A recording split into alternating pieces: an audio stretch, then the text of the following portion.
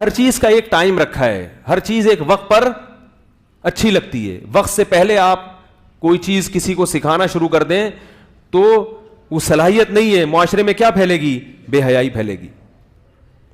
ہر چیز کا اللہ نے ایک ٹائم رکھا ہے.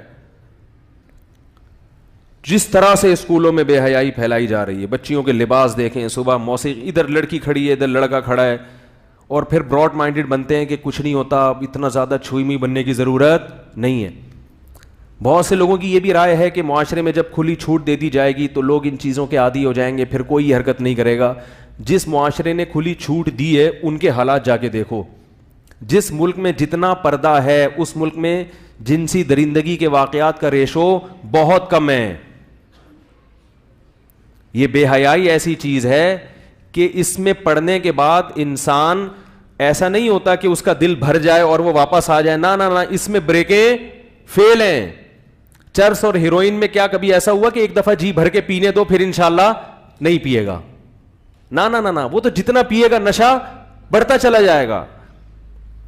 جو بے حیائی کی طرف جاتا ہے, آج وہ چھوٹے گناہ کر رہا ہے تو ایسا نہیں گناہ سے دل بھر جائے بڑے کی طرف نہ جائے. کتنے لوگ زنا سے بچنے کے لیے دوسرے چھوٹے درجے کے گناہوں کی طرف آتے ہیں مگر وہ زنا سے بچ نہیں پاتے. وہ چھوٹا گناہ ان کو بڑے گناہ کی طرف لے کے جاتا ہے لازمی. بچتا وہی ہے جو اپنے دامن کو یعنی مکمل بچا کے جو رکھے گا وہی بچتا ہے. تو میں حیران ہوا, انہوں نے کہا کہ اللہ کا واسطہ آپ تھوڑا سا بتائیں, کچھ ایوان بالا کی طرف اپنی آواز پہنچائیں کہ یہ کو ایجوکیشن سسٹم کو بولو بھائی ختم کریں. یہ لڑکوں کو جنسی درندے بنا رہے ہیں یہ اسکول, اور یہ ایسی خبروں کو اسکول چھپا دیتے ہیں. چھپانی بھی چاہیے, میں یہ نہیں کہہ رہا کہ بتانی چاہیے, اس سے تو اور بے حیائی پھیلتی ہے, لیکن جتنے واقعات ہو رہے ہیں اتنے لوگوں کو پتا نہیں چلتے. اور ہمارے ملک میں تو کم واقعات ہیں, وہاں تو بہت ہیں. تو یہ چیز وہاں ہے تو آہستہ آہستہ ہمارے ملک میں بھی آنا شروع ہو جائے گی. تو اس لیے جو اللہ نے قرآن مجید میں کہا نا, ہمارے لیے وہ حرف آخر ہے. قل یا ایھا النبی قل لازواجک وبناتک ونساء المؤمنین یدنین علیہن من جلابیبہن. اے نبی اپنی بیویوں سے, اپنی بیٹیوں سے اور عام مسلمان عورتوں سے کہہ دیں کہ جب وہ گھر سے باہر نکلیں تو اپنی چادر, اپنا پردہ اپنے اوپر لٹکا لیا کریں. ختم ہو گئی بات. اسی کلچر کو فالو کرنا ہے تو میرے بھائی پھر پورے انگریز بن جاؤ. اس میں کیا ہے, جمعے کی نماز بولو نا نہیں ہوتی. وہ لوگ نہیں قائل جمعے ہفتہ اتوار, وہ کہتے ہیں انجوائے کرو. وہ جمعے کے قائل نہیں ہے. عجیب سا بنا ہوا ہے مسلمان, نہ ادھر کا نہ ادھر کا. مسجد میں آئے گا ٹوپی رکھ کے, عید کے دن دیکھتے ہیں ہم لوگوں کو شلوار قمیص کے لیے عید کی نماز پڑھنے آئیں گے بڑی تمیز سے, ایسے لگے گا ان سے بڑے بزرگ دنیا میں کوئی پیدا ہوا ہی نہیں ہے.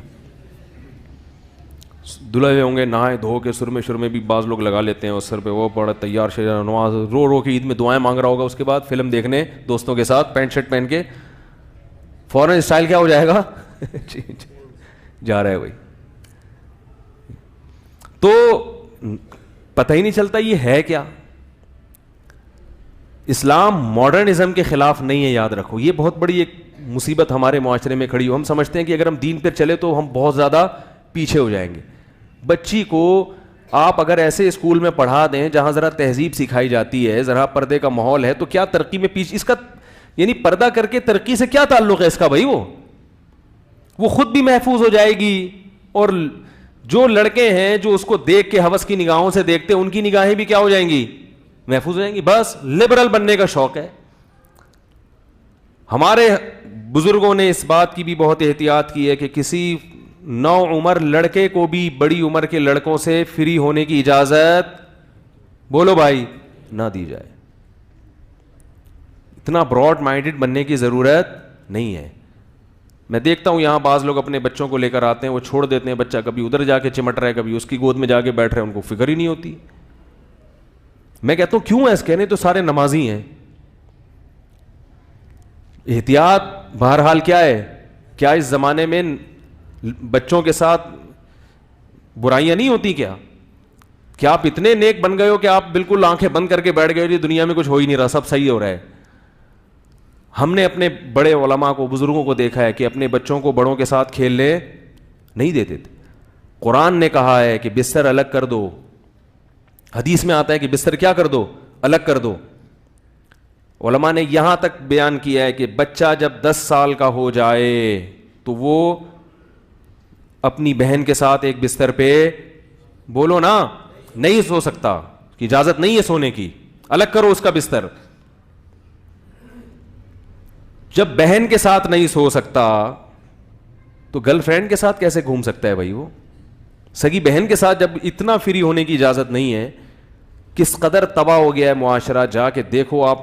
ایک انڈیا میں ایک صاحب نے بتایا, انڈیا کا نام آتا ہے تو وہ لوگ میرے بیان پہ غلط, انڈیا سے جب میں بات کرتا ہوں تو مراد غیر مسلم ہے, مسلمانوں کی بات نہیں کر رہا میں.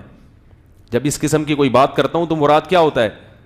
ابھی وہ انڈیا اور پاکستان کا مسئلہ چل رہا ہے نا پھڈا, تو میرے پرانے کلپ نکال کے نا لوگوں نے اپنے یوٹیوب کے ویورز بڑھانا شروع کر دی. پرانا کوئی بیان ہے میرا, اس کو اٹھا کے انڈیا پاکستان کی جنگ پہ لگا کے چلا رہے ہیں دبا کے.